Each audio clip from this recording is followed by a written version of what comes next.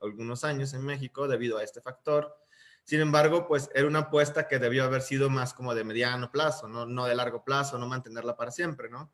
Y tan es así, pues que vemos que países que entraron usando la misma técnica o la misma lógica como China, por ejemplo, con salarios bajos, pues sí, durante unos años la tuvieron en bajo, pero después empieza a crecer también el salario en China y ahorita pues es superior al de México, ¿no? Entonces, este tipo de políticas públicas que en su momento tenían razón de ser son las que explican un poco por qué el salario mínimo era bajo.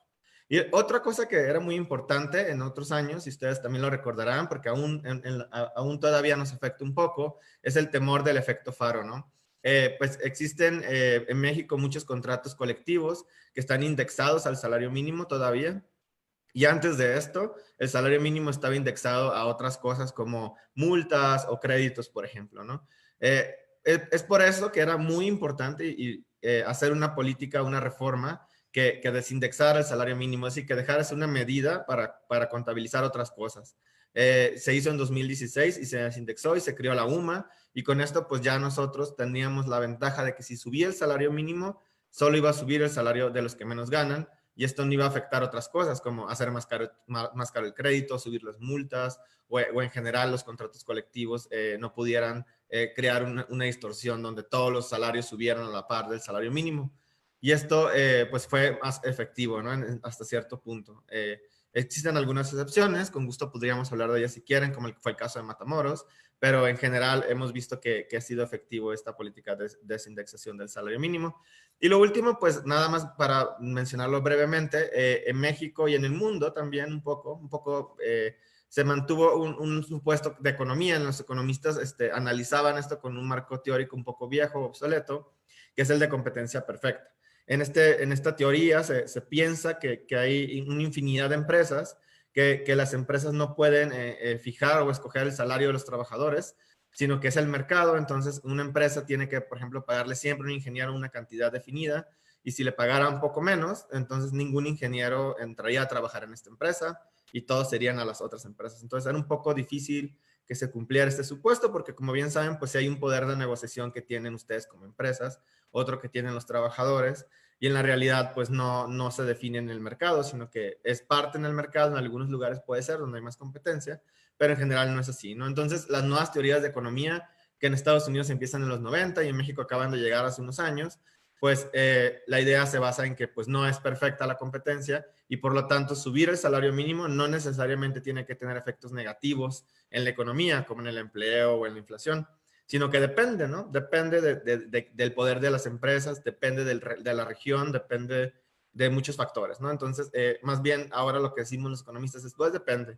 Y en el caso de México, pues justo lo que analizamos nosotros en CONASAMI cada mes y cada año, ver qué tanto podemos subir el salario mínimo tomando en cuenta todas estas condiciones para no afectar a la economía en general y para beneficiar a los trabajadores y a las empresas, ¿no? ¿Cuáles son los efectos que tuvo el salario mínimo en México? Pues la verdad, ahorita, hasta la fecha, los efectos han sido bastante positivos en la economía. En el 2019, el salario mínimo, por ejemplo, aumentó el ingreso de los trabajadores en la zona libre de la frontera norte y no afectó la creación de empleos, por lo menos en los datos formales, que son los que nosotros tenemos más interés, que son los del IMSS, porque es donde el salario mínimo realmente se puede, digamos, ejercer, ¿no? En la economía informal no hay manera de que se pueda, digamos, forzar a las empresas a que lo paguen. También hubo un incremento más grande en el ingreso de los jóvenes. Esto es una cosa que es muy común de la política de salario mínimo, se ha visto en muchas partes del mundo. Tiene más efectos en grupos vulnerables porque son los que ganan el salario mínimo.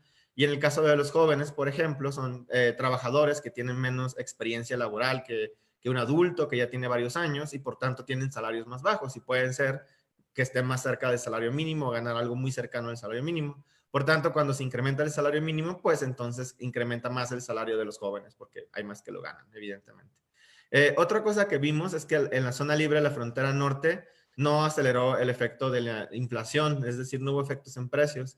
Este dato fue corroborado también por Banco de México, quienes publicaron varios estudios que hicieron en algunas diferentes etapas del año y encontraron que no hubo efectos en la inflación. Sin embargo, pues también les comento que la política de salario mínimo aquí fue acompañada, ¿no? De una reducción en IVA y en el ISR de algunas empresas, no todas, y esto pues ayudó un poco a amortiguar posibles efectos inflacionarios, ¿no?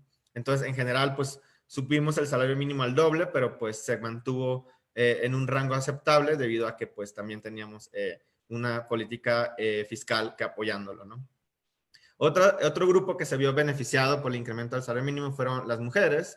En México, las mujeres ganan menos que los hombres, como en muchas partes del mundo, y en promedio existe una brecha salarial, es decir, los hombres ganan en México, o ganaban, 24.9% más que las mujeres, y después del incremento en el salario mínimo en la zona libre de la frontera norte, que fue donde subió más, se redujo esto a 22.3%.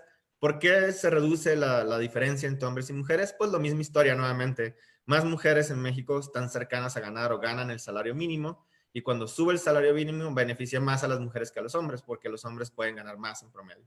Entonces, el salario mínimo tiene estos beneficios de reducir en general la desigualdad en México. Otra última cosa que es importante de que la política ha sido bastante efectiva en lo que nosotros queremos que sea, es que se incrementó más el ingreso de los trabajadores que menos ganan. Es decir, el 10% de los más pobres del país tuvieron incrementos de 71.7% en su salario, es decir, bastante, o sea, casi el 100% fue traspasado a este grupo, y en el resto del país fue de 9.5%. Entonces, esto benefició muchísimo más a los trabajadores que menos ganan que a los que ganan más, ¿no? Y ahorita lo podemos ver más claramente en algunas gráficas. Entonces, aquí nada más para mostrar lo que les mencionaba ahorita, ya les hice el resumen, es cómo la brecha que existía entre hombres y mujeres se ha reducido. En el 2018 tenemos que la diferencia entre los dos salarios, el de las mujeres es la barra color café más oscura, pues era de 24%. Después de que sube el salario mínimo, pues suben los dos salarios, pero sube más el de las mujeres, ¿no? Y esto hace que se reduzca la brecha de ingreso en el trabajo para las mujeres, ¿no? También lo que les mencionaba ahorita de la inflación, pues en esta gráfica que nosotros monitoreamos mes a mes, podemos ver las ciudades que reportan inflación para la muestra que hace el INEGI. Y entonces en color verde, pues vemos cuál fue el promedio que cerró el año pasado, en el 2019. Y como vemos, también las barras color grises son todas las ciudades que están en la zona libre de la frontera norte, o sea, las que sí están en la muestra INEGI, que no son todas. Y pues la inflación fue mucho más baja que el promedio, ¿no? Entonces, es por eso que pudimos descartar en parte que no hubo efectos en precios en el norte del país. Ahora, lo que les decía ahorita sobre que benefició más a las personas que menos ganan, esta gráfica siempre ha sido muy interesante para nosotros porque en el eje horizontal lo que estamos midiendo es el nivel de ingreso de las personas. Entonces, el número 1 aquí indica que es el decil o los 10% más pobre del país, y el número 10 aquí romano nos indica que es el 10% más rico del país, ¿no? Y en el otro eje, en el eje vertical, vemos cuánto se incrementó su ingreso en el 2019, y pues vemos cómo el ingreso fue muchísimo más alto para el grupo más pobre que para el grupo más alto, ¿no? Entonces sí vemos claramente que la política está beneficiando a los grupos más vulnerables y a los grupos menos vulnerables pues no tanto, y ese justo es el objetivo, ¿no? ¿Cuáles han sido los efectos además de esto? Pues también hubo un efecto en la pobreza. Se redujo la pobreza laboral en 4.7 millones de personas. La pobreza laboral se mide en México o la mide Coneval como el número de trabajadores que les alcanza para la canasta básica, ¿no? Si les alcanza para la canasta básica, no son pobres, pero en México, pues muchísimas personas o trabajadores, sobre todo en la economía informal, pues ganan menos que lo que es la canasta básica de alimentos. Entonces, en México este grupo se redujo en 4.7 millones el año pasado, ¿no? Hay que ver todavía qué va a ocurrir después de la pandemia, ¿no? Tenemos que ver cómo quedan los datos y cómo va a quedar el número de pobres después de esto. Sin embargo, es importante mencionar que pues el salario mínimo sí ayudó muchísimo a reducir la pobreza en estos 2 años, y entonces esperamos que este tipo de políticas sigan ayudando por lo menos a mitigar, ¿no?, los posibles efectos negativos. En general, el promedio del salario se ha incrementado en todo el país en 3.7, que esto es más alto, esto fue para 2020, y también nuevamente en el 2020 los trabajadores que menos ganaban son los que más se beneficiaron del incremento del salario mínimo. En lo que es todo el país, excepto la zona libre de la frontera norte, el incremento anual real para este grupo del 10% más pobre fue de 12.9%. Entonces, aquí vemos como lo que les decía, ¿no? Pues en el 2009 hubo una crisis económica que hizo que aumentara el número de personas que estaban en pobreza laboral, y después de diciembre de 2018, pues vemos cómo ha habido una caída importante en este grupo, y como les mencionaba, después vamos a ver qué proyecciones hay. Aquí hay algunos que proyectan que va a incrementarse, evidentemente es posible debido a la crisis, pero todavía no sabemos cuál es el número final, en cuál va a cerrar el año, y entonces por eso es que seguimos pensando que incrementar el salario mínimo y otro tipo de políticas de este tipo pueden ayudar a mitigar posibles efectos negativos de esta crisis. El salario mínimo, el salario base de cotización de los trabajadores, pues ha tenido incrementos importantes también. En la zona libre de la frontera norte vemos cómo estaba por debajo del resto del país. Esta es la línea de color como café. Y después en enero de 2019, pues el incremento al doble hace que el promedio de esta zona se vaya hacia arriba y esté por arriba del promedio nacional. Y en cambio el promedio nacional está por abajo. Pero también vemos como en el 2020 el incremento es más importante para lo que es el resto del país y se acerca un poco más a la zona libre, ¿no? El objetivo es que en un punto estén más cercanos todavía, ¿no?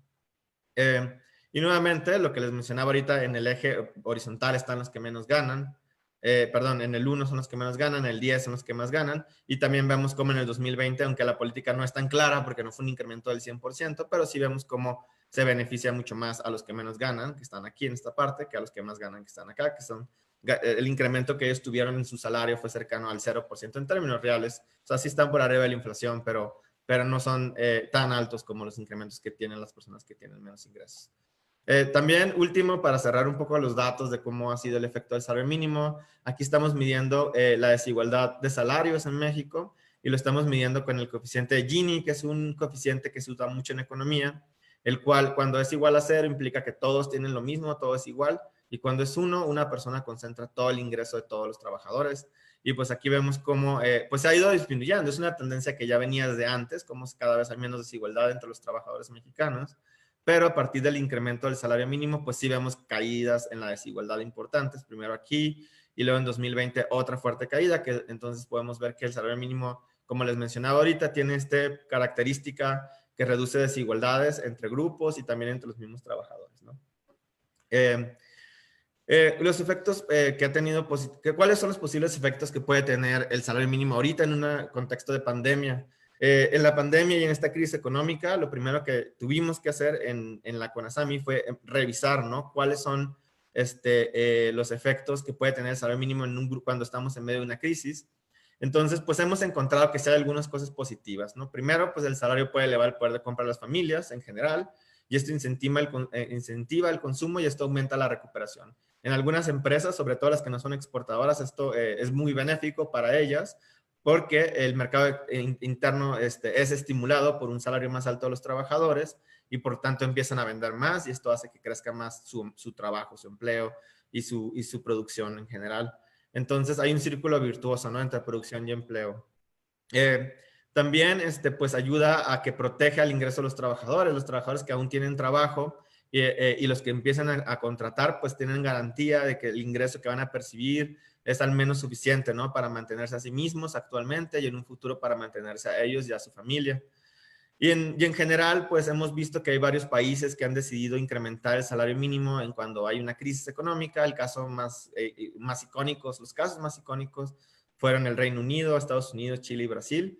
Y pues sí hemos visto que no ha tenido efectos negativos en el empleo, ¿no? En general, la gente sigue encontrando empleo al mismo nivel que lo estaba haciendo antes y no afecta tanto como se espera o como se piensa, ¿no? Porque esta idea de que el efecto del salario mínimo complica mucho el regreso del empleo a la economía, está basado un poco en las ideas de que pues las empresas no tienen ningún margen de maniobra, etcétera, ¿no? Entonces, en realidad, todo esto va a depender mucho también del tamaño de la empresa y de la capacidad que tienen las empresas, ¿no? Entonces, algunas empresas en algunas partes del mundo tienen mucha capacidad, por ejemplo, en el Reino Unido, y entonces no hubo efectos negativos de incrementarse al mínimo en medio de la crisis, sino al contrario, ¿no? Ayudó a que se incrementara más la producción a través del consumo.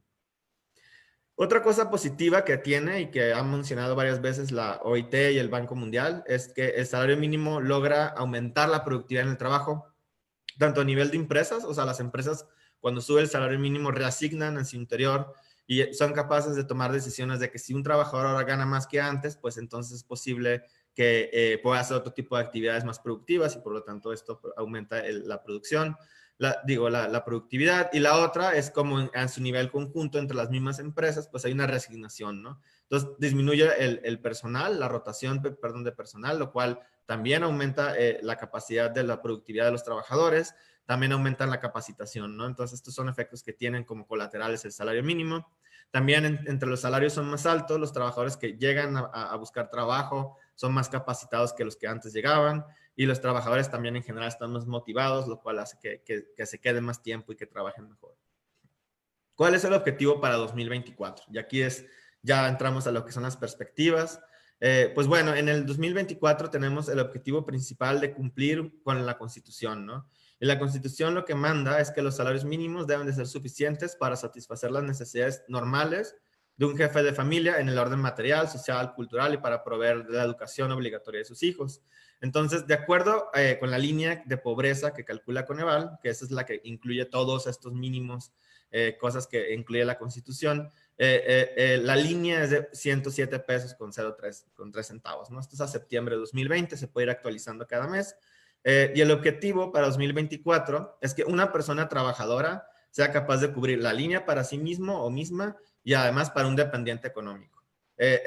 ¿Por qué tenemos este objetivo de que pueda mantener a una persona? Pues porque en México, en promedio, los hogares tienen alrededor de 3.7 miembros en el hogar, que podríamos decir cerrarlo como en 4 más o menos, pero también en México aproximadamente 2 personas trabajan por hogar, es decir, México es un país donde usualmente hay 2 proveedores en cada hogar y usualmente tienen en promedio 2 hijos, ¿no? Estos proveedores. Entonces, esto nos lleva a sacar, evidentemente, que cada uno tendría que mantener a uno de sus hijos y por tanto el objetivo es que el trabajador pueda mantenerse a sí mismo y a un hijo y el otro proveedor lo mismo, ¿no? ¿Esto qué es? Pues 107 pesos, quiere decir que el salario mínimo en términos reales en septiembre de 2024 debería de ser alrededor de 214 pesos. Entonces, el objetivo para 2024 es que el salario mínimo al menos llegue a esa cantidad, 214 pesos, ¿no? Entonces, esto creo que puede ser muy útil para ustedes como empresas porque lo que le estamos diciendo es que si ahorita en este momento en el tiempo ustedes están por arriba de 214 pesos, pues quiere decir que ya están por arriba, que ya el salario mínimo no les va a afectar a sus trabajadores, ¿no? Y también quiere decir que si quieren mantenerlo así, pues obviamente lo que tendrían que hacer si es que cada año, cuando ustedes negocien sus incrementos salariales, pues les den a los trabajadores al menos lo que es la inflación. Si les dan la inflación cada año de aquí a 2024, siempre van a estar por arriba del objetivo que es el 214. Y esto hace que pues ustedes también pues ya sepan que no les va a afectar. Por otro lado, por ejemplo, si algunas empresas estuvieran por debajo, por ejemplo, que su promedio sea 200 pesos o menos, pues entonces saben que en 2024 pues estarían por debajo de este promedio. Entonces tendrían que empezar a planear que sus costos van a aumentar ligeramente y entonces podrían empezar a organizar diferente, digamos, a sus trabajadores, ¿no? Y la otra, pues también que cuando vayan a incrementar el salario promedio de su planta, pues que tienen que incrementarlo un poco por arriba de la inflación, ¿no? Con este objetivo de que sea más gradual y que eventualmente cuando lleguemos a 2024 ustedes estén por arriba y no tengan tantos problemas en sus costos. Esta es la proyección del salario mínimo y les quiero decir que es muy importante que tomen en cuenta, estamos haciendo un cálculo de cuánto se requiere que crezca para llegar a esta línea de 214, pero esto no implica que el salario mínimo va a crecer esto en 2021. Es una línea, digamos, recta, donde se calcula cuánto tendría que crecer cada año para llegar al objetivo. Por ejemplo, este año no sabemos en cuánto va a quedar, pero en lo que calculamos nosotros, como pueden ver, es 14.8%. O sea, el salario mínimo tendría que crecer casi 15% cada año y así llegaríamos nosotros al 214. Pero, por ejemplo, en 2021, perdón, si nosotros creemos que, o el Consejo de CONASAMI decide que no es momento de incrementarlo 15% porque hay otros efectos en la economía, estamos en medio de la pandemia y decide que el salario mínimo debe crecer menos, que es algo posible. Evidentemente, hay grupos empresariales y grupos obreros que están hablando sobre este tema en este momento. Pues entonces eso implica que los años que vienen, en vez de que crezcamos en 14.8, a lo mejor tenemos que crecer un poco más, ¿no? 15, 15.1, etcétera. O sea, dependiendo qué números se escojan este año, pues puede cambiar la trayectoria para alcanzar el objetivo, ¿no? Si nos movemos un poco más abajo, pues bueno, la línea, digamos, tiene que ser más vertical para llegar al objetivo final. También pueden ver que una de las cosas que hemos estado planeando, por lo menos desde el punto de vista económico, es que la zona libre de la frontera norte converja lentamente, ¿no? Al resto del país y tener una sola zona en todo el país, ¿no? Esto pues dependerá también de otras cosas políticas que no están en el alcance de la CONASAMI como sí, pero la propuesta de economía y técnica es esta, ¿no? Que lleguemos a este objetivo. ¿Cuáles son los costos laborales que podría tener el incremento del salario mínimo en el 2020, en el 2021, etcétera? Pues miren, ahorita lo que ya hemos calculado para que ustedes lo tengan en sus datos también. Es en 2019, cuando aumentamos el salario mínimo 100% en la zona libre de la frontera norte. Esto representó 3.88% de todo el costo laboral de todas las empresas de esa zona. Aquí es importante aclarar que esto implica que o sea, no nomás es, o sea, yo entiendo que seguro ustedes conocen casos donde fue más alto o más bajo, porque al estar promediando toda la zona completa, pues hay empresas que tienen un poder o que pagaban mucho más, entonces el costo para la empresa fue cero, ¿no? Pero hay muchas empresas chiquitas que a lo mejor les costó más de 3.8, sobre todo si son empresas muy pequeñas que tenían 2, 3 trabajadores y todos ganaban por debajo, pues el incremento fue mucho más alto para ellas en términos de costo. Entonces, pues, pero en promedio nos da una idea de cuánto es, digamos, lo que va a aumentar el costo, ¿no? Pues, bueno, les pongo esto para que sepan lo que ocurrió y luego ahorita les voy a poner la proyección para que más o menos puedan comparar, ¿no? Con lo que podría venir. En cuanto al resto del país, pues fue bajo, fue 0.12%, fue más bajo porque el incremento también fue más bajo que en la zona libre, donde fue el doble. Entonces, pero en general, desde el punto de vista que yo podría decirles que he visto en otros países, pues sí ha sido bajo el paso del salario mínimo al costo. La explicación, hay muchas, pero una de las que más claras es que el salario mínimo por sí mismo era bajo en México. Entonces, no está afectando a un grupo tan grande de trabajadores. Podemos ver aquí dentro del IMSS, pues fue 1.3 millones en 2019, ¿no? Entonces es poco. Entonces, por eso que el costo no es tan elevado. En otros países como Colombia, donde hemos estado realizando también salario mínimo, pues el costo laboral es mucho más alto, porque el salario mínimo también es mucho más alto y afecta a más trabajadores. En el 2020, pues en la zona libre de la frontera norte ya el incremento fue pequeño, entonces el costo laboral fue muy bajo, 0.01%. Y en el resto del país aumentamos más el salario mínimo, ya ahora sí está afectando a un grupo más grande de trabajadores, al doble de lo del año pasado, desde del año 2019. 3.2 millones de trabajadores le afectó. Y entonces tuvo un efecto de 0.39%, 0.4, pues digamos. Entonces estuvo muy cerca de ser estuvo más alto, fue el doble, ¿no? Digamos, en términos de costo laboral. Y bueno, también un dato interesante es cuánto representa esto por trabajador en cada empresa, pues implicaba que aunque el salario mínimo haya subido una cantidad más alta, que fueron casi 20 pesos, pues en promedio esto implicaba 8 pesos, porque muchos trabajadores a lo mejor no ganaban el salario mínimo, pero ganaban, por ejemplo, 120 pesos. Entonces, al subir a 123, el costo para la empresa sería 3 pesos por trabajador, ¿no? Entonces, depende de la empresa siempre, ¿no? Entonces, en promedio fue 8.12 pesos por trabajador en el 2020. Ahora, ¿qué pasaría en los próximos años? Podemos asumir que el Consejo de Representantes decide usar siempre la fórmula de 15% cada año, que no, la verdad, no creo que sea así, pero pues nomás para que tengan una idea, ¿no?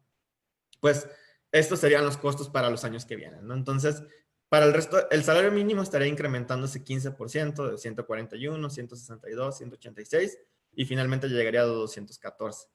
Y luego el grupo de trabajadores, pues cada vez sería más grande, ¿no? Porque en México, ustedes sabrán, la mayoría de los trabajadores se concentran en que ganan entre 1 y 2 salarios mínimos. Entonces, es por eso que al principio, cuando empezó a subir el salario mínimo, pues no afectaba a tantos, pero conforme se acerca a lo que es casi el doble, o lo que era el doble del salario mínimo en el 2018, entonces, pues más trabajadores dentro de la fuerza laboral están incluidos en este grupo, ¿no?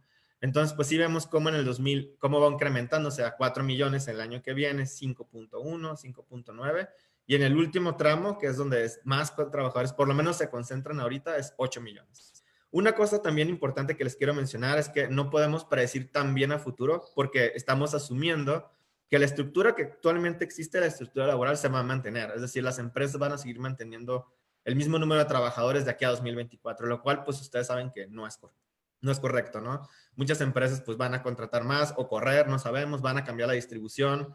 Muchos trabajadores también puede ser que dejen de ganar el mínimo, o sea que ahorita están ganando el mínimo y en 2024 ya ganan mucho más, sobre todo si hacen los ajustes que ahorita les mencionaba, por ejemplo.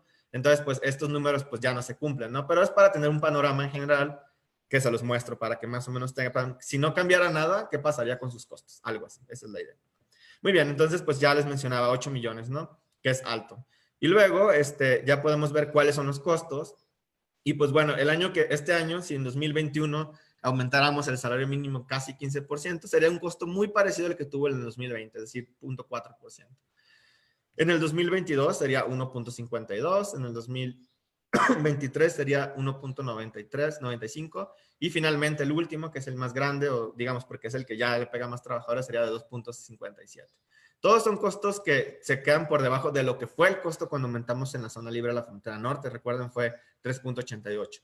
Entonces, pues sí, podemos ver que pues, los costos obviamente van a ir aumentando para las empresas en términos en promedio, pero ninguno va a ser tan fuerte como fue el de la zona libre. Entonces pudimos hacer este pequeño, digamos así, como experimento al ver que en la zona libre pues no hubo ningún efecto negativo. Evidentemente también estamos conscientes que en el resto del país pues son diferentes las economías, ¿no? La zona libre tiene mucha formalidad, en el sur del país hay mucha informalidad, entonces no son comparables al 100%, pero como les menciono siempre nos da una idea. Entonces en general pues vemos cómo los costos pues sí van a ir aumentando y cuál es el objetivo. Entonces pues sí es una recomendación importante que pues yo quiero empezar a promover, ¿no? Entre las empresas. La verdad sí es una cosa que el gobierno de México tiene muy claro, pues el salario mínimo siempre tiene que, o sea, sí tiene que llegar a estos niveles, porque ya no queremos ser esta economía, pues que la apuesta a costos muy bajos en salarios y que los salarios tienen que ser muy bajos y que el empleo tiene que ser poco calificado. Estamos buscando una economía nueva donde ya las empresas busquen trabajo más calificado, que cueste un poco más, pero a la vez pues le retribuya, ¿no? A crecer y a ser más productivos y movernos a otro esquema de producción mucho más benéfico y muchísimo más productivo para el país, ¿no? Entonces, pues ese es el objetivo a final del 2024. Y bueno, nada más me queda concluir cuáles son las cosas que hemos como encontrado lo que van en estos años y hacia dónde vamos. Entonces, pues bueno, primero, pues queremos mencionarlo, es que se va a continuar con esta política de recuperación salarial hasta el final del sexenio y buscamos, ¿no? Alcanzar esta meta. Una cosa también es que los salarios mínimos, pues queremos que sean suficientes para cubrir las necesidades básicas, cumplir con la Constitución y como les dije ahorita con esa fórmula que les mencioné, pues creemos nosotros que se cumple. Posteriormente, pues se va a buscar siempre mantener el poder adquisitivo de los trabajadores. Esta es una política pues que quizá tendría que ser transaccional y la idea es que ya no se use el salario mínimo para contener inflación o para reducir costos, sino que se mantenga siempre por arriba de la inflación. Ya llegando a la meta, pues tener siempre al menos que el salario mínimo sea igual a la inflación o más igual a la inflación más unos cuantos puntos, alguna fórmula de este tipo, y así nosotros podemos garantizar que los trabajadores ya no van a poder perder su poder adquisitivo nunca, ¿no? Ese es uno de los claves principales. Que es una fórmula muy común en el mundo, ¿no? O sea, los salarios mínimos usualmente al menos crecen en la inflación. Y finalmente, pues, que queremos o creemos que las empresas pueden programarse para para en el largo plazo, o sea, ahorita estamos hablando ya no nada más de 4 años, pero sí que evidentemente piensen un poco en cómo programar sus finanzas para poder lograr pagar salarios un poco más altos, ¿no? Entonces, pues eso sería todo por mi parte. Les agradezco su tiempo y estoy abierto a comentarios, preguntas. Muchas gracias, doctor. Pues muy relevante toda la información que nos has compartido. Y bueno, sobre todo nos ayuda a las empresas para definir nuestras estrategias a futuro, qué vamos a hacer. Es muy importante para nosotros el saber cómo vienen los incrementos en próximos años y sobre todo esa proyección en virtud de los presupuestos que tenemos que estar haciendo. Y muchas de nuestras empresas, pues los corporativos están fuera de México, son transnacionales, y los mismos se hacen los presupuestos 6 meses antes. Entonces, con esta información nos va a dar mucha claridad para ello. Cabe mencionar que en la industria, en Index, nos caracterizamos mucho porque realmente nuestros salarios son competitivos y realmente vemos que este salario como meta, pues en muchas de nuestras entidades ya se logra, y en especial, por ejemplo, en Nuevo León, el salario promedio de contratación ya está arriba de esos 214.7, al igual que Coahuila. Sin embargo, en muchas de nuestras entidades también ya están muy por arriba. Incluso, por ejemplo, traigo muy presente Matamoros y muchas más. Ahora bien, vamos a abrir el espacio para preguntas y respuestas. Mientras empiezan a llegar, vamos a comentarte también que la industria maquiladora está también muy comprometida con la igualdad y la equidad de género, donde la mujer participa muy activamente y muy fuertemente y donde realmente no se ven esas diferencias que actualmente en el resto del país sí son muy marcadas con respecto al ingreso. Entonces, nos da mucha satisfacción ser de las industrias maquiladoras y pioneras, donde la participación de la mujer, además de que es muy apreciada, también es muy reconocida en el aspecto económico. Ahora bien, vamos a entrar ya al tema de preguntas. Nada más es confirmando, el salario que determina el Coneval es de 107.03. La idea para que sea el salario de bienestar sería que se mantenga el trabajador y un familiar más. Ahí nos dan los 214.7, ¿correcto? Correcto, sí. Ok. ¿Esos 214.7 son a valor presente o al valor que esté en el 2024? Es a valor presente, es el valor que tenemos ahorita en la actualidad, en el 2020, en septiembre, que fue el último que publicó, digamos, Coneval, ¿no? Perfecto. Evidentemente, si queríamos aumentar la inflación o por lo menos saber o pensar cuánto debería ser este salario mínimo en el 2024, pues no hay una forma clara de decirles a ustedes ahorita esto va a ser porque depende cuánto suba la inflación. Pero bueno, digamos, asumamos que el Banco de México, sus pronósticos son los que van a hacer, ¿no? Entonces, ellos siempre dicen 3% cada año. Entonces, si asumimos este 3% cada año, estamos hablando que en 2024 el salario mínimo debería ser como 140, 240 y tantos pesos, más o menos. Si la inflación fuera 3%. De Por acuerdo, ejemplo, este año ya no va a ser así, ¿no? Va a ser 4 probablemente. Entonces, pues, depende de de eso. acuerdo. ¿Qué pasaría cuando ya se llegue a ese salario de bienestar? ¿Qué es lo que están ustedes viendo como Conasami?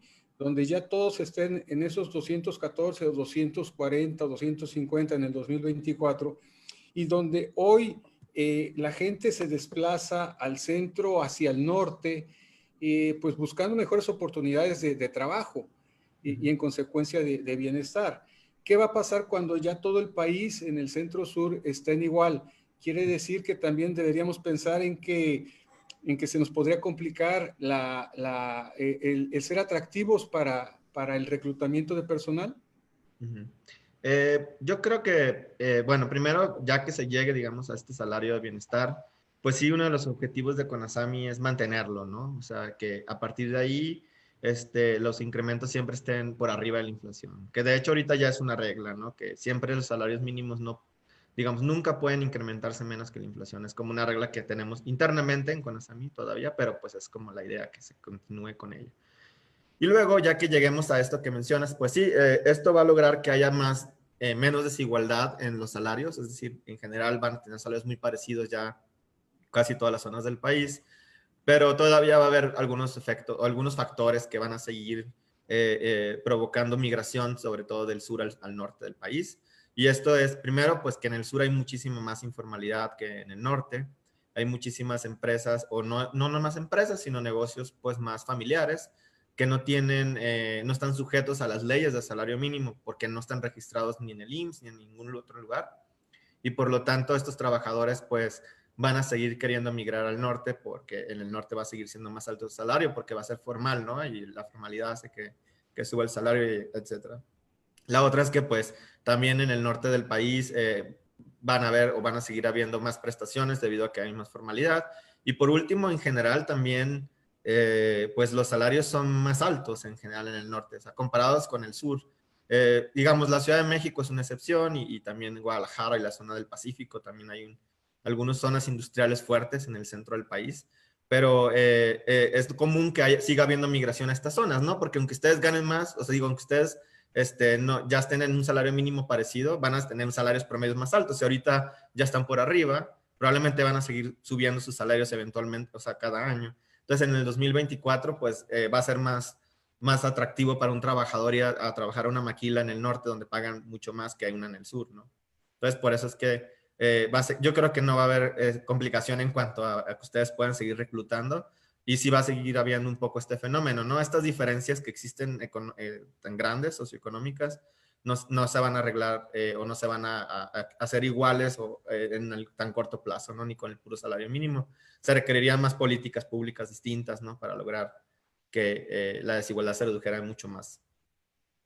De acuerdo. Tenemos una pregunta de Ciro Islas. Dice, se mencionó que no hay manera de controlar el sector informal. Este aumento del salario mínimo fomentará más la informalidad, ya que muchos pequeños negocios no van a encontrar incentivos para formalizarse. Es una muy buena pregunta. Y bueno, hay dos tipos de informalidad, hay muchas, pero hay dos tipos principales en México.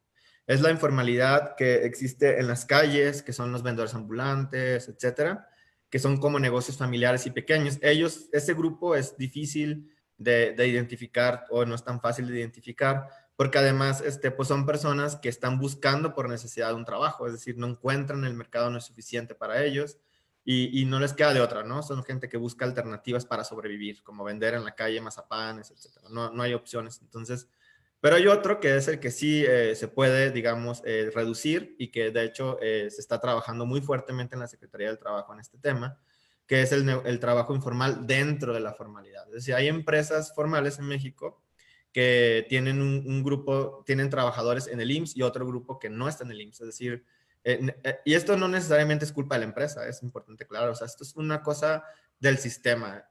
Muchos trabajadores prefieren no estar afiliados al IMSS y que se les pague un salario más alto, por ejemplo, ¿no?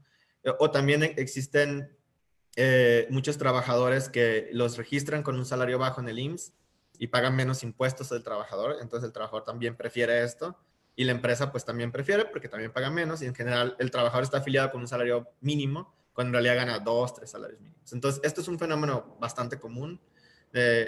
No necesariamente creo que ocurra en sus empresas porque pues son empresas transnacionales que tienden a cumplir las reglas más, ¿no? En general.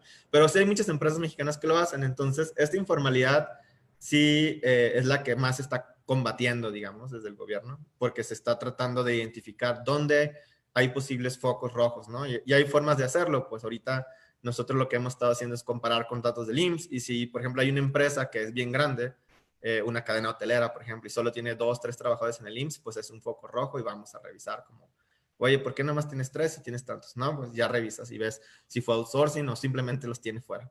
Entonces, la pregunta en concreto, pues sí, el salario mínimo a veces tiene este efecto de mover a gente a la informalidad, sobre todo si el costo es muy alto para la empresa. Entonces, lo que estamos tratando de hacer es como a la par de que incrementa el salario mínimo, nosotros revisar dónde posiblemente puede ocurrir esto. Entonces, tenemos toda una base de datos donde vemos todas las empresas del país que están en el IMSS y si de repente una empresa tenía 100 trabajadores y luego decide que tiene, no sé, 3 o reduce su personal después de que subió el salario mínimo. Y además sabemos que los que redujo eran los que ganaban abajo del salario mínimo, entonces pues vamos a inspeccionar, ¿no? Así como, oye, ¿qué pasó? ¿Por qué lo sacaste? Y pues bueno, se está trabajando con la Secretaría de Hacienda para pues también evitar esto desde el punto, no nomás, esta es la parte como dicen en inglés, ¿no? Que de zanahorias y garrotes. Entonces, esta es como la parte coercitiva, es ir como la Secretaría y multar o evitar que ocurra. Y la parte como de incentivos positivos, estamos viendo cómo poder canalizar algunos recursos, ¿no? A este tipo de empresas más pequeñas que pueden ser afectadas por el salario mínimo. Todavía no hay nada en concreto, la verdad, pero sí es el objetivo que conforme va subiendo el salario mínimo, va a ser necesario tener un programa alternativo que ayude a las empresas que tengan más problemas por incrementarlo y, por ejemplo, mantener un subsidio durante unos años en lo que la empresa se reacomoda, digamos, a estos nuevos costos y luego ya quitárselo, ¿no? O sea, es como uno de los planes. Ok. Para Otra evitar eso. pregunta, perdón. Sí. Una pregunta más dice, una vez que los ajustes salariales se hayan dado de acuerdo al plan, ¿hay algún otro plan alterno para seguir manteniendo el salario de bienestar o solo con los incrementos por inflación ayudarán a mantenerlo? Sí, solo con los incrementos por inflación ayudarían a mantenerlo. Es decir, ya llegas a, digamos, 240 y tantos pesos en el 2024. Si a partir de ahí la inflación subiera, por ejemplo, un año 3% y nosotros incrementamos el salario mínimo 3%, pues se mantiene, es el mismo valor. O sea, ya no, en términos reales, al trabajador le alcanza para lo mismo. También podría ser algunas otras cosas que podemos tomar en cuenta, porque como ustedes sabrán, hay muchas canastas, ¿no? Hay la canasta de Coneval, la que utiliza Coneval es la canasta, es una canasta distinta porque la canasta de la inflación es más amplia, incluye más productos. Entonces, la canasta de Coneval pues tiene como productos más básicos o que necesitan más los trabajadores. Entonces, una cosa que hemos estado haciendo en Conasami es identificar qué productos se consumen más bien por los trabajos que dan el salario mínimo. No crean que hay muchas diferencias, ¿no? Pero sí hay algunas cositas, detalles que, por ejemplo, puede ser que consuman más herramientas o diferente tipo de cosas, ¿no? Entonces nosotros queremos como crear esta canasta para poderla seguir y evitar que ocurra lo que ocurre a veces. Por ejemplo, hemos dicho, bueno, el salario mínimo no ha podido poder adquisitivo porque la inflación subió 3%, el salario mínimo subió tanto. Pero siempre hay algún trabajador, algún investigador o alguien que nos dice, bueno, pero el jitomate está, o el tomate, yo le digo tomate también, ha subido 200%, ¿no? Por ejemplo. Entonces, pues sí es verdad, o sea, a veces ocurren estas cosas, entonces sí podríamos empezar a tomar en cuenta específicamente qué consumen estos trabajadores, ¿no? Y ahí ya ajustar por esto. Pero por lo pronto, con la pura inflación, nosotros creemos que podríamos mantener el nivel de vida, ¿no? Más o menos en promedio de los trabajadores. Correcto. Hemos visto que en las solicitudes para revisión de salarios de los tabuladores, en el pliego de peticiones, últimamente se ha visto peticiones de 2 dígitos. Y en muchos los vemos porque toman como referencia los incrementos al salario mínimos recientes, ¿no? En este sentido, ¿va a continuar así la política, el incremento al mínimo más el MIR?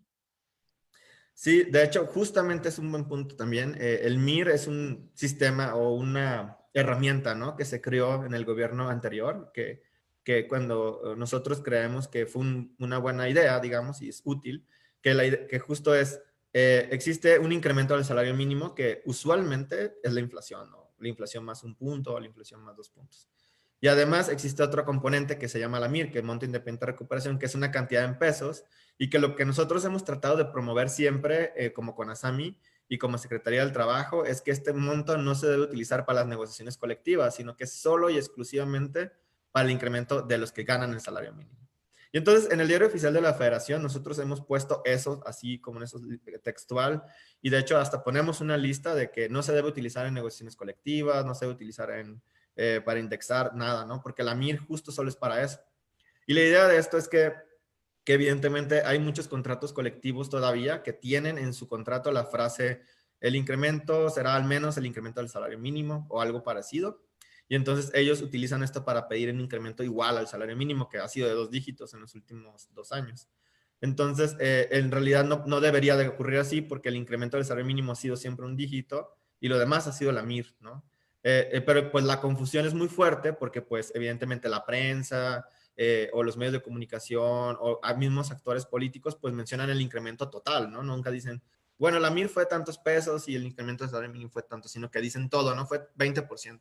Y entonces esto provoca que haya esta confusión, ¿no? Y que los trabajadores pues pidan más, aunque en realidad legalmente, si ustedes se fueran a algo ya más así, revisarlo en tribunales, pues su contrato no aplica lo que dicen porque en la ley dice que el incremento del salario mínimo fue menos y el otro fue el MIR, ¿no? Entonces, pues es difícil, lo sé, porque pues también en teoría los trabajadores y los grupos sindicales son libres de pedir lo que ellos quieran y ustedes como empresa son libres de decirles que no. O sea, entonces es complicado por eso, pues porque ellos pueden llegar un día y decirles queremos 100%, aunque no haya ningún incremento al salario mínimo.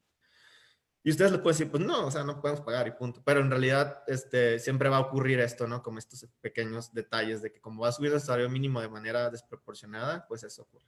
¿Cuál es una alternativa que tenemos? Hemos estado pensando y trabajando y varios sectores del grupo de empresas están muy a favor del tema y solamente sería ahorita lograr que el sector obrero también estuviera de acuerdo, ¿no? Pero la idea que queremos es que el salario mínimo ya no se incremente en diciembre nada más, sino que se incremente 2 veces al año, con el objetivo de que, por ejemplo, en junio nosotros incrementamos la MIR o una cantidad intermedia entre la MIR y el salario mínimo, y entonces el incremento en junio va a ser un poco más bajo, no va a ser de 2 dígitos, pero esto nos ayuda a que cuando en diciembre se vuelva a fijar, ya lo fijemos más chiquito, no nada más la pura inflación, por ejemplo. Y entonces, la mayoría de las empresas, a menos que ustedes me corrijan, tienden a negociar sus contratos pues a principios de año, ¿no? Enero, febrero, marzo, no sé, Sí. por ahí. Y entonces en junio pues sí puede haber alguna que otra, pero serían muchas menos y entonces ya habría un efecto menor, pues porque el salario mínimo cuando se incremente en diciembre va a ser, no sé, la inflación más un punto y entonces ya no afectaría tanto la negociación en este caso colectiva, ¿no? De que, oye, pues es que el salario mínimo aumentó mucho. Pues eso fue en junio, ¿no? O sea, eso no es ahorita. O sea, creo que podría ayudar. Es una creencia o una idea, una especulación que estamos haciendo nosotros. Entonces, pues por ahí va, esa es la idea. Esperemos que se logre y si se logra, pues creo que beneficiaría también a los dos, porque nosotros no, lo que queremos es que los que menos ganan son los que tengan los incrementos, ¿no? No saben Claro. focalizarlo. Uh-huh. Sí, siento que esta parte sería de buena ayuda, de mucha ayuda, porque separaría de los incrementos en las revisiones, como bien comentas, doctor, que en la mayoría de nuestras empresas son de enero a marzo, el 80% o 70% de las revisiones, ¿verdad?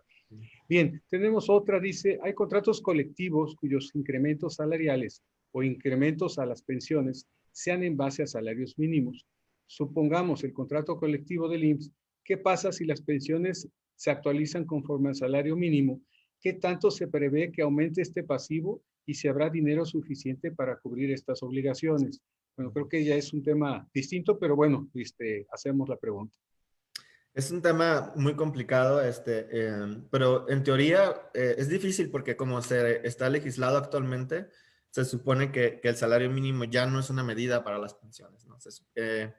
Y entonces, lo malo es que sí ha habido, me imagino que ustedes están enterados y por eso lo preguntan, algunos casos que un trabajador pensionado demandó digamos, no sé, a la empresa que lo está pensionando, puede ser una empresa, puede ser el IMSS, no sé, y pidiendo que su salario de pensionado se ajuste al salario mínimo, ¿no? Y lo ganaron, lo han ganado. Ha habido, yo creo que ya van como 3 casos o 5 casos, algo así, donde han ganado porque el juez da la razón al trabajador, porque lo toma como si fuera un derecho laboral ganado y entonces, pues evidentemente, bajo, digamos, el esquema de derechos humanos, etcétera, logran hacer esto, ¿no?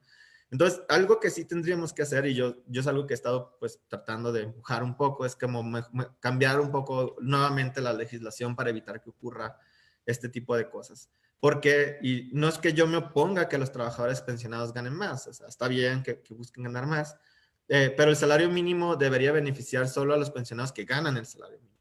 Y eso ya está en la ley, pues digamos, una persona tiene derecho a la pensión mínima garantizada, que es lo más bajo que puedes tener como pensión, y eso sí está fijo el salario mínimo en la Ciudad de México, o sea, eso no cambió, pues, o sea, no se desindexó justo por esta idea, ¿no? Entonces, por ejemplo, si un trabajador gana ahorita, tiene una pensión, digamos, tenía una pensión de 88 pesos en el 2018, pues sí me parece justo, diarios, ¿no? Obviamente. Sí me parece justo que cuando sube el salario mínimo a 123, pues que ahora gane 123. O sea, me parece lo más normal que se podía esperar, porque es un trabajador que, pues era un trabajador del salario mínimo, ¿no? Entonces, pues que lo gane, ¿no? Que siga ganando, sube el salario mínimo, gana. Pero un trabajador que gana, no sé, de pensión, tiene una pensión de 30,000, 50,000 pesos al mes, pues evidentemente es muchísimo más que el salario mínimo, ¿no? Y entonces si quiere que le ajustemos el salario mínimo, imagínense si vive en la zona libre de la frontera norte, pues sí me parece que no es tan justo que de 30 pasa a 60,000 pesos, ¿no? Solo porque el salario mínimo subió el doble. Porque en realidad el trabajador nunca fue un trabajador de salario mínimo, ganaba más. Entonces, es por eso que esa es como la idea que preferiríamos, ¿no? Que se mantuviera así.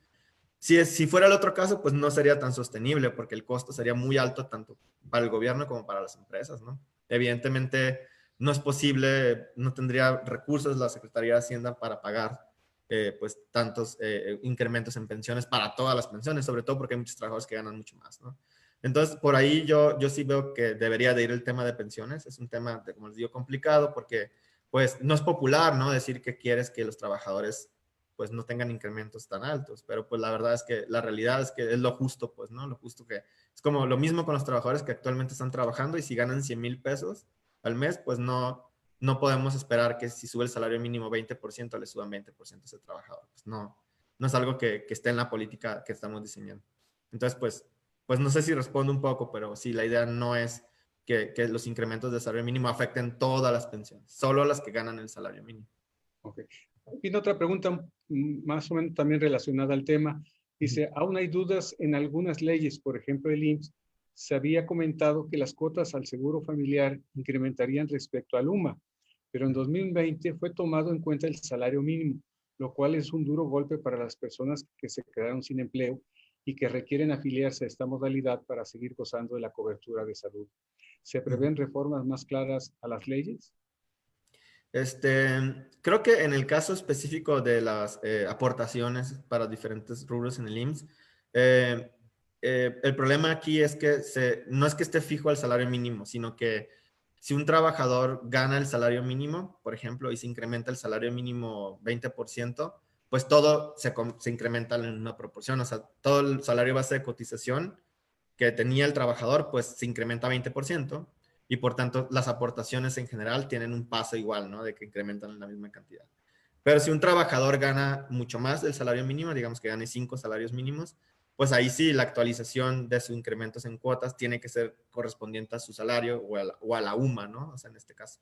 Según yo, esa es la diferencia. Si hay algún caso que ustedes conocen donde, digamos, en el IMSS quieran incrementarle el salario mínimo a un trabajador que gane mucho más, pues en teoría, no, digamos, eso no es correcto. Pues te podrían denunciarlo y pedir que se revise el caso, porque como les digo, el caso donde el único caso donde sí se incrementa en lo mismo que el salario mínimo es solo si el trabajador estaba registrado en el IMSS ganando el salario mínimo o algo muy cercano al salario mínimo. Pero si el trabajador ganaba mucho más, pues no, tiene que ser la otra. El asunto. De acuerdo. Preguntan también, más o menos, ¿para cuándo tendríamos ya el nuevo salario mínimo para el 2021? Sabemos que esto es cuando la comisión se reúna. ¿Cómo va el proceso? ¿Qué nos pudieras más o menos dar claridad para saber también y planear también nuestras juntas de revisión? Porque ese es un parámetro elemental para cuando tenemos nuestras juntas de revisión, nos sirve de una referencia, ¿verdad? Claro que sí.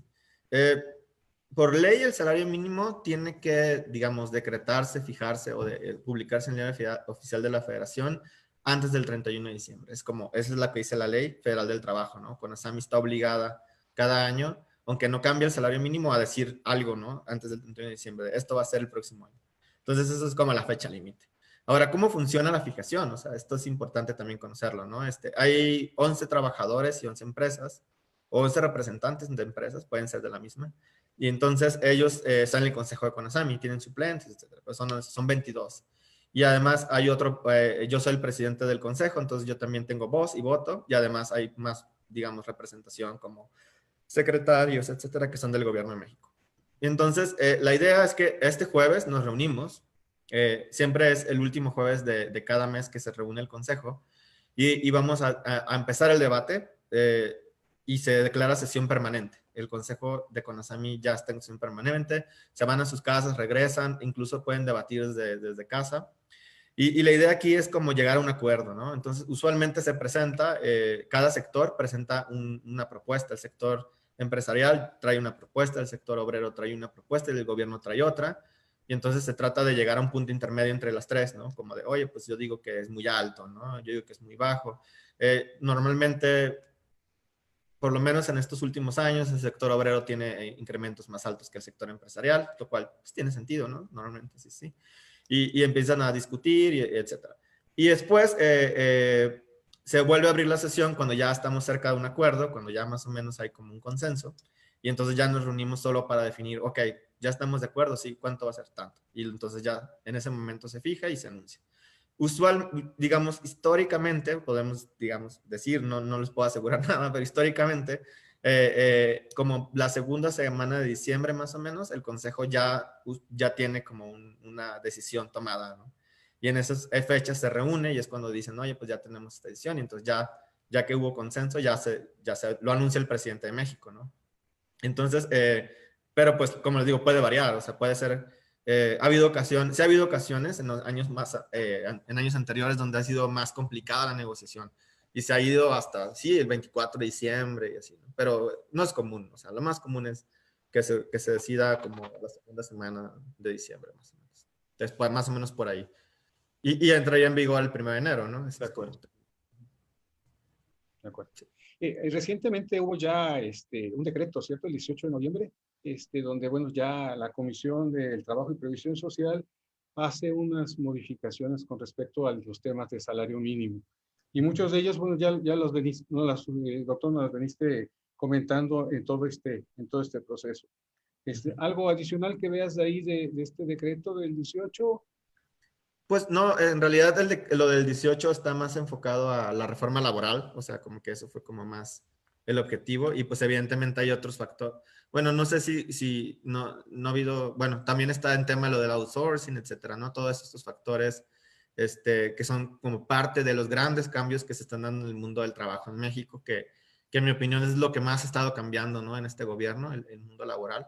Entonces, son temas como interesantes que si quieren en otra ocasión podríamos hablar un poco sobre ellos, del outsourcing, etcétera, y de la reforma laboral. pero en general sobre salarios mínimos creo que esto sería, pues está cubierto lo más importante, entonces ya no tendré un comentario adicional al respecto. Ya más para cerrar, de tus experiencias en otros países, ¿cómo ves que estamos en México? ¿Qué tan cercanos estamos a esa cultura de un salario más equitativo, pero también más diferenciado? Yo tengo en mente Colombia con respecto a que el salario mínimo realmente hay muy poca variación con respecto a otras categorías en los tabuladores. Y por ejemplo, aquí en México, en la frontera, se rebasaron ciertas categorías y empieza ahora la presión por recuperar esas categorías y mantener ese distanciamiento que en el pasado había con un salario mínimo no competitivo, pero ahora con un salario mínimo más competitivo se quiere mantener esa dispersidad en las categorías, esa diferencia grande entre categorías. Incluso mismo Estados Unidos, las categorías son muy bajitas, no es mucha diferencia entre una y otra. Muy bien, pues sí, sí he tenido experiencia en otros países. Estuve trabajando en el Banco Mundial un tiempo, justo en el área de, pues, de política laboral en general. Pues antes, un tiempo también, de hecho, trabajamos asesorando al gobierno de México, el gobierno anterior. Y una parte de, de la experiencia sí fue en Colombia y otras en otros países del sudeste asiático, ¿no? Y en general, pues yo veo México que pues ha reaccionado bastante bien, o sea, el incremento al salario mínimo no ha tenido repercusiones. En algunas otras economías es más complicado que en esta. Y esto es en parte porque pues había un salario bajo porque se mantenía una cierta inercia, es decir, algunas empresas mexicanas podían incrementar su salario, pero por inercia pues no era necesario, digamos, ¿no? Entonces, están experimentando este nuevo mundo donde tienen que subir más el salario y también se están dando cuenta de que ha tenido pues algunas repercusiones benéficas para ellos, ¿no? Sí, de que la rotación de personal se redujo, aumentó su productividad, o sea, sí, sí han encontrado que pues no es mala idea subir el salario, que de hecho, como ustedes saben, pues muchas empresas mexicanas ya lo decían desde hace años, ¿no? Coparmex, etcétera, había grupos, ¿no? Que pedían incrementos. En cuanto a lo que es la diferenciación, digamos, que existe entre el que gana el mínimo y otras categorías dentro de las empresas, es algo, les comento que es algo que ocurre en todas partes del mundo. O sea, el salario mínimo empuja, digamos, a los que ganan menos y se acercan mucho más a los demás salarios. O sea, le llaman contracción salarial a este fenómeno, que es como lo iguala más, es decir, cada vez más los que ganan menos se acercan a los otros y la diferencia entre, digamos, tener un puesto de ingeniero y tener un puesto de técnico se reduce, ¿no? Poco a poco.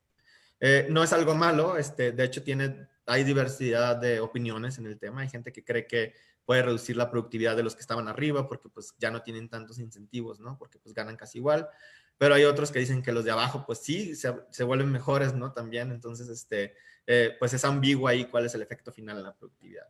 Y en general, pues yo creo que, les digo, es común que va a seguir ocurriendo, conforme más aumenta el salario mínimo, ustedes van a notar que va a haber menos diferencias, ¿no? En cuanto al ingreso de los trabajadores que ganan menos y otros que ganan más. Y conforme ustedes puedan como empresas, pues podrían diferenciarlos si les es favorable en algo. O sea, digamos que es complicado. No es el objetivo que suban salario de todos los trabajadores, ¿no? Pero también sí sé que hay empresas que prefieren crear diferencias para que justamente, digamos, un gerente tenga alguna cosa adicional, ¿no? De que tiene más responsabilidades, etcétera. Y la otra que hacen otras empresas es que justo pues le dan más responsabilidades a los que ganan el salario mínimo, pues porque dicen, bueno, pues si ya ganas casi igual que, digamos, no sé tanto, digamos, de las empresas en específico, pero si hay un obrero, un técnico, instrumentista en una fábrica y gana casi lo mismo que un ingeniero que lo supervisa, pues entonces al instrumentista pues también le van a dar labores de supervisión, ¿no? Porque ya ganas mucho, o sea, ya casi estás ahí. Entonces, eso ocurre en Estados Unidos, que es donde mencionabas tú que bueno, sí, los salarios se han achatado más, pero también en Estados Unidos le han cambiado las responsabilidades a los que ganan el salario mínimo. Un caso típico, muy icónico, fue las cadenas de comida rápida, que ganan el salario mínimo, todos sus trabajadores, casi siempre. Entonces, ahí, pues cada que sube el salario mínimo es un incremento brutal, ¿no? Para esas empresas, McDonald's, etcétera. Y lo que han estado haciendo es darles más responsabilidades. Antes sus trabajadores solo eran cocineros y ahorita los ponen a hacer otras cosas, ¿no? Así de, bueno, tú vas a llevar la contabilidad también, ¿no? Te quedas a trabajar hasta que la termines. El salario es por hora, ¿no? Pero en general han hecho este tipo de cambios, ¿no? Para lograr como superar costos y para, pues, que ellos mismos crean que vale más pagarle a alguien pues que haga más cosas, ¿no? Es como algo, la lógica detrás de las empresas estas. Entonces, pues más o menos por ahí va a ir, ¿no? Yo creo en México también. Cada vez, entre más suba el ingreso de los trabajadores que menos ganan, pues los van a poner a hacer cosas distintas. Y esto es bueno porque van a estar más capacitados también, ¿no? Para hacer otros trabajos. Pues muchas gracias, doctor Luis Felipe Munguía. Cedo el micrófono a Verónica Hernández, es nuestra directora de Index Nuevo León. Adelante, Vero. Muchas gracias, Juan Manuel. Muchas gracias, doctor, por toda esta información. Ahorita las empresas, ahorita estamos, todos los que representamos la parte de la realización de las propuestas para contrato colectivo hacia nuestros directores, nos vamos a tener que replantear la estrategia salarial para los siguientes 3 años. Entonces, esta información, qué bueno que sucede ahorita. Es ahí, como dicen, no hay tiempos perfectos, pero este sí es un tiempo perfecto en el que todos los que vamos a negociar a partir de diciembre y enero, pues ya nos vamos a poner a analizar la brecha que tenemos actualmente con el salario mínimo actual, por supuesto, y la brecha que vamos a tener en 3, 4 años, porque obviamente tenemos que hacer planes muy, muy efectivos para poder cubrir esa parte y poder seguir manteniendo la brecha para poder seguir siendo competitivos en el mercado. Sobre todo, la mayoría de las personas que están escuchando ahorita la información, somos empresas IMED, somos empresas exportadoras y estamos bien interesados en precisamente mantener nuestra mano de obra competitiva, pero también pagada justamente. Le agradecemos, doctor, por su tiempo. Sabemos que está bien ocupado, pero esta información fue bastante útil y lo invitamos para siguientes ponencias. Esperemos que nos pueda apoyar, como nos comentó acerca de las reformas, de todo lo que está sucediendo actualmente. Y pues también agradezco al equipo de Index por hacer esto posible, tanto la parte local como la parte nacional. Y yo me despido. En un rato más vamos a tener otra ponencia en la parte de outsourcing. Quédense con nosotros. Muchas gracias. Muchas gracias a todos. Bye. Gracias. Hasta luego.